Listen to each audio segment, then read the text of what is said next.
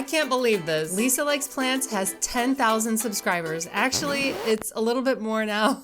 Welcome to all my new subscribers, and thank you so much for your interest in the channel. Thank you for your interest in native plants and gardening. This is wonderful. I want to thank every single person who's watched any of the videos even once, people who've left likes and comments, questions, sent it to your friends and neighbors, everyone who's become a member on Patreon. You guys have been so supportive of the channel, and it feels awesome. From the bottom of my heart, I just can't thank you enough. This really shows me that people are interested in native plants. They want to have an eco-friendly garden. We want to spend more time enjoying our garden and less time messing around with our garden. Although we do like messing around. So I think it is a YouTube tradition to do a Q&A at your 10,000 subscriber mark. Did I make that up? Anyway, that's what we're gonna do. I don't know. You guys have left me so many great questions, and I just want to take an opportunity to answer them in a live video. Okay, it's not live. It's gonna be edited because I normally talk quite a bit slower than this. It's a lot more boring in person.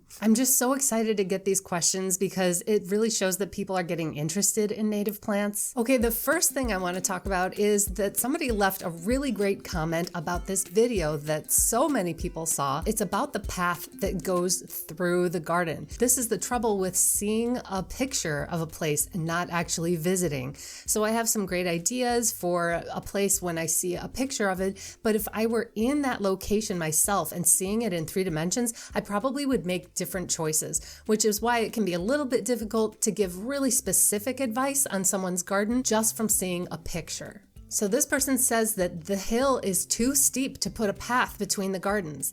This is absolutely correct. You don't want to just put a path through a garden that is on a slope because it's going to be slippery and it's going to be dangerous if you're walking across it, especially for a lot of us. We live in places where, there's ice and snow, and you can't just have stones in a straight path that's going down a hill. You have to make them kind of like steps, and that means that you're going to need to use larger stones. And so this was just a really great comment. I'm so glad that I have other people's eyes on these garden designs because there's plenty of things that I would miss just from seeing a picture. And even though they told me it was a slope, I just kind of didn't internalize it enough when I was thinking about putting that path through there. So instead, I would put large stones to make kind of like stairs and just be really intentional about the path and make sure that it was safe for everyone.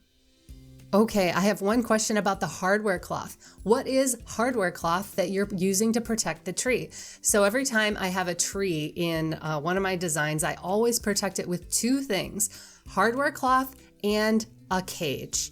So the hardware cloth is something that you can go to pretty much any hardware store. One of the big box stores, they always sell it. It's kind of by the chicken wire. And hardware cloth is basically, it looks like a screen, like for a screen door, except it's made of metal.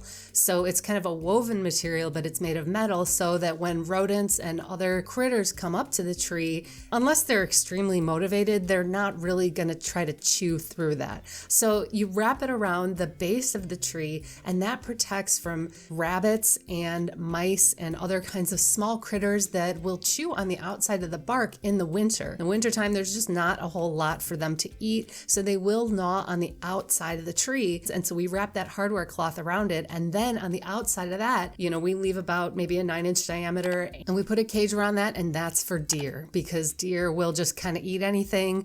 If you're in a neighborhood that doesn't have like 20 deer, you're probably pretty good if you have that hardware cloth and the cage around it. For some people with heavy deer pressure, your cage has to be 6 feet. Honestly, I hate to say that, but that's just what it is. If you have a lot of deer and you want to plant a new tree, those of you who have larger plots of land, who have reforested or grown food plots, you know exactly what I'm talking about. You really need a tall cage if you have a lot of deer. A lot of people mentioned the mulch around the tree because I'm really big on mulch rings, right? Every tree needs a ring of mulch around it because we want to keep that grass away from the tree trunk for the health of the tree. A lot of people did stop me and say, hey, you didn't mention The way that you put the mulch around the tree is really important. And I forget every time. When you create a mulch ring around the tree, you don't want the mulch to be piled up against the trunk of the tree. It traps moisture and it can make the tree sucker. And if you have too much mulch piled up at the bottom of the tree, it's called a mulch volcano. This is what it looks like. You're going to recognize this if you have a mulch volcano at your home. I'm not trying to call you out. Landscapers have been planting trees like this for a long time. It's been 25 years since the Morton Arboretum came out with new standards for how you're supposed to mulch your trees, but nobody cares. Apparently, they're still making mulch volcanoes everywhere. You want to get that away from the tree because what's going to happen is the roots that are supposed to grow out instead start growing up and towards the tree because they see this like moist organic matter that's left behind the mulch, and they just kind of want to grow into the mulch, but that's in the wrong direction. That's toward the tree. And so the roots end up strangling the tree over time. You can see this. It's very clear if anything that you've ever planted has become root bound, the roots start circling around. It's kind of the same way. They wrap themselves around the tree and they eventually cut off circulation to the tree. That's why sometimes you'll see a tree that's kind of dead on like one side. And it's like, what's happening? Does that tree have a disease? Maybe, or maybe it's just girdled on the one side from its roots just wrapping around. So you want the tree's roots to grow out. So you want to make sure that that mulch is away from the trunk.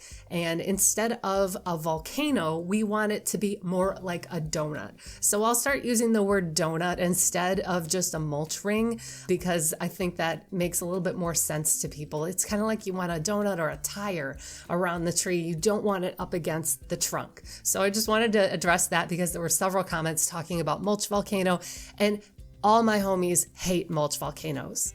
What software am I using? I'm using Canva. I'm not sponsored by them. It's just a program that is very user-friendly. It's very easy for someone like me to use. That I don't have a graphic design background, so I'm not really familiar with how to use Photoshop or Illustrator. Those are a little bit more advanced tools. Canva is very simple to use. And if you want to use Canva to make some creations for your garden, you can just kind of look up different plants in the sidebar and you can do a little search and then drag and drop your plant on a picture of your house. I encourage everybody to do this. This isn't something that I want to gatekeep at all. I want to make sure everybody has the information if you really want to do a design like that. Here's a really good question. Do you have a short list of go-to plants that can withstand dog urine? I live on a very busy corner with lots of walking dog traffic. Once one dog starts, the rest follow suit. Yeah, they do. And I understand there's a garden that I manage that is on a busy corner, and there's just one section where the dogs are peeing all the time. Super gross because it smells and the plants will die. So rather than planting plants that can withstand those conditions, because I don't know, it might be several dogs per day. I just don't know of any plants that really can tolerate that. What I would do instead is I would put a pea rock. I would put a rock there. It doesn't have to be a huge boulder, just a big rock, enough for it to be taller than a lot of plants, and the dogs to kind of see it and smell it and say, hey, I think this is the place to post my message.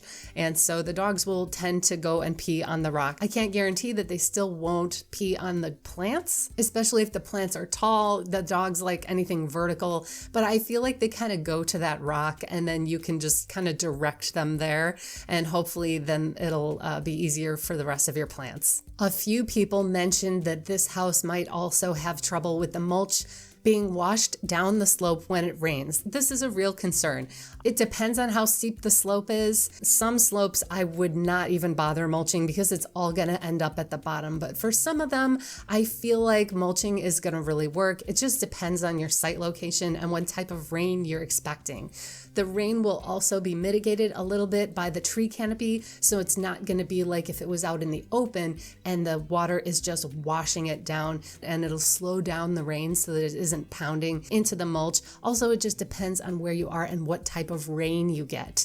There are certain places, maybe the American Southeast, Florida, if you're in a place that gets torrential rain, it might wash away, but I think that in most areas, you're not going to see that kind of mulch really washing away. I had a situation where we were on a riverbed. The river did come and wash away a lot of the mulch, but that is a river. So unless you're planting right next to a river or on a really steep slope that's out in the open in a place with torrential rains, I really don't think it's a problem. For me, with native planting, I like to do mulching in the first and maybe the second years. But then after that, the plants should fill out and they should grow enough that you're really not going to need very much mulch. You could use some mulch in the early season on the edges just for aesthetic reasons, but you don't necessarily have to have full mulching every single year. I have another video on that. What I like to do is just plant plants really densely. I also use sedges to fill in the gaps so that it doesn't look bare ever. And that really, really mitigates the need for mulch. Please do a video on ironweed. Yeah, I would love to do a video on ironweed. I think that we don't talk about it enough. And the other thing is, one of the reasons that I started my channel was because I was trying to look for pictures of these plants and I could just never find any photos of what they actually looked like in the garden. What I did see is like botanist photos, close-ups of the flowers, and I thought, okay, well, this is really nice, but what does the plant look like in the garden? Is it gonna look bad? Is it gonna be huge? Is it gonna be flat? Like, what is it gonna be like in the garden? That's why I made the channel, because I just want to show you guys what they look like in person. When I saw ironweed, I just saw the pictures of the flowers. Nobody did like a full body pic of the ironweed, so I would love to show you what ironweed looks like. I only have a few videos right now of the ironweed, but I would love to get some more when it's in full bloom and I can just kind of show everybody what it looks like in the garden. Here's a Joe Pyeweed question. How does the Mighty Joe do against evil garlic mustard? Oh, garlic mustard is an invasive plant that is very difficult to get rid of. I understand. I have some neglected woods along the edge of my property just full of invasive garlic mustard, and I'm forever trying to keep it out of my yard. Yeah, you and me both. I mean, this is a really difficult one.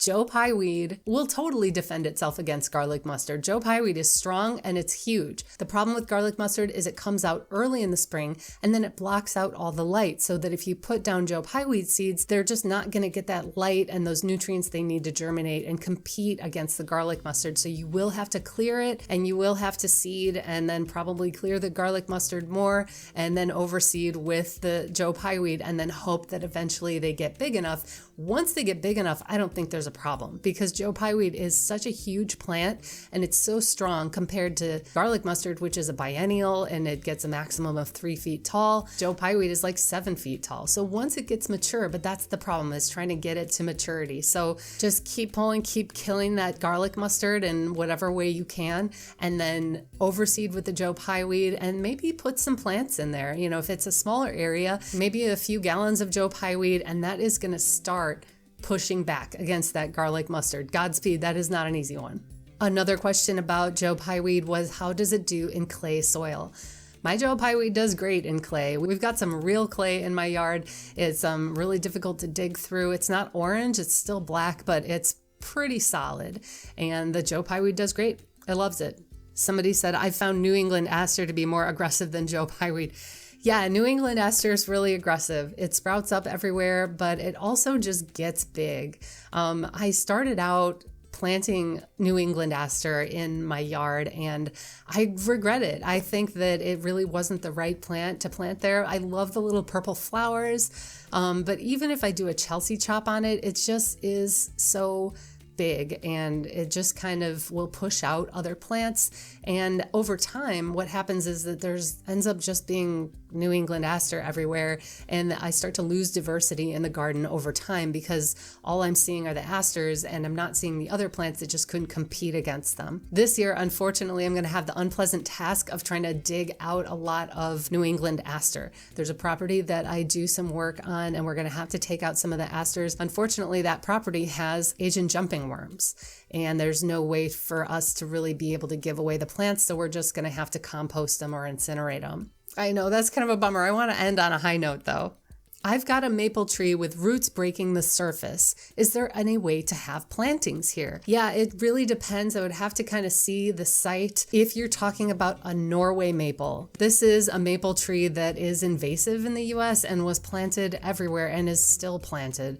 And the problem with this tree is it has a super dense canopy. It's got these wide leaves and it's very shady under the tree, and the roots are so intense that they just soak up all the water and usually nothing grows underneath. So it's a challenge to plant underneath Norway maples, but I'm not sure if that's the type of plant that you have or not. Maybe it's just a regular maple that's native and you've got some roots coming up. There's always a question of what to do with the roots. You really can't just throw dirt on top of the roots and fix it. What you're gonna have to do is you're gonna have to find places between the roots where you can plant. Now, you're not gonna be able to plant big gallon-sized pots because you're gonna have to take a shovel and dig into the ground, and you're gonna be hitting those roots, and that's gonna injure the tree. So what you wanna do is you just wanna buy plugs and use an auger that's like a 2 or 3 inch auger, put it on the end of a drill, and then drill holes so that you can put those plugs in between the roots. You might not be able to get anywhere near the trunk. That's fine. Just come out as far as you can to find like spaces between the roots and then put those plugs in there. You're going to want to use native plants for dry shade. So we're talking in my area, Chicago area, we're talking about Pennsylvania sedge, Virginia bluebells, wild ginger, things that can tolerate dry shade because maples really like to suck up a lot of water. So it's going to be a little dry under there, and then also you're going to have the shade from the maple. And all maples kind of have different amounts of shade. I do have a Norway maple in my neighborhood that has never been pruned up. It's just got the branches coming out at about 3 feet, and it's totally dark under there, and I don't see anything growing under there. So some people do maintain their trees, and so they kind of have limbed it up, and there's a little bit more sun under there, and you can grow all kinds of things. So it just really depends on the situation with your maple. Should we do one more? I think we should do one more. This is from Rod Williamson 7233. I'm enjoying your channel and trying to learn as I plan to redo the front of my lawn soon. One question that I haven't heard addressed: what about weed control when you suggest large flower beds? If I did this in my yard, it would look good for a few weeks and I'd soon be overrun trying to pull and hoe out weeds. I'm looking for practical advice. Absolutely. So before you start planting, you're really going to have to do good site prep. And site prep means that you're going to have to remove the lawn however you're going to remove it, whether you use herbicides or a sod cutter. You're going to have to really make sure that that sod is removed. Then after that, I usually lay down a thick layer of mulch. That's because you're going to have weed seeds in the soil, of course, and you want to prevent the sun from hitting those weed seeds and having them germinate. So you put a nice thick layer of mulch down for the first year. Then you can put in your plugs or gallons of plants, whatever you need. And I think you shouldn't really have a ton of weeds after that. There are some exceptions depending on what kind of grass you have. If you've got Bermuda or zoysia. We don't plant that here, so I don't hear that word all the time. Bermuda grass or zoysia grass, that stuff spreads by rhizomes and is going to try to get into your flower bed. So you're going to have to put some edging, and you're going to have to really keep an eye on that. But really, if you have some good mulch and you put down your plants, you are going to have to do some weeding, especially that first or second year.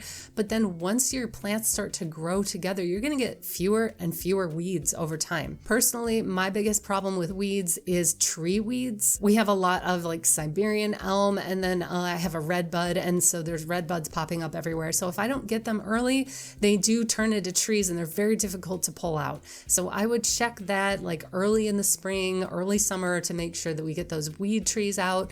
And really, the earlier you do your weeding, the better it's going to be. If you're not sure that you can maintain such a large flower bed, go ahead and make a smaller flower bed. It sounds like you may have some experience as a gardener, but for people who are just starting out, I usually recommend that they have a smaller garden, because You really don't know how much effort it takes to maintain a certain area until you start to get experience. And so once you do that and you prove to yourself, okay, I can handle this much garden, I can go ahead and double it next year, or I can double it in the fall. And then in the spring, I know how to maintain my garden moving forward. But if you're brand new, I really wouldn't suggest things like killing your lawn. That's a really popular phrase to use. And like, it's kind of a rallying cry. I really like that. Kill your lawn. Like, we hate lawns. Yeah, we do, but like, I wouldn't kill your lawn and then just try to have your whole lawn be a garden, because for a beginner, that is just a recipe for too many weeds, a lot of headache, and a lot of wasted money and time. So go ahead and start your garden small and just grow it as you feel like you can handle. Thank you so much for your questions. Keep them coming in the comments. That's how I can do videos like this, is just responding to all the great questions that you have and all the great comments. I really appreciate it. If you'd like your yard to possibly be featured on our Real Yards series, you can send photos of your yard to infolikesplants@gmail.com, and then I'll get sent the best photos from those submissions. Please make sure that your pictures are in landscape, not portrait, that you say the location of the home, and let us know that we have permission to use the photos in a video. Thank you so much. So excited to have 10,000 subscribers. Let's get another 10,000.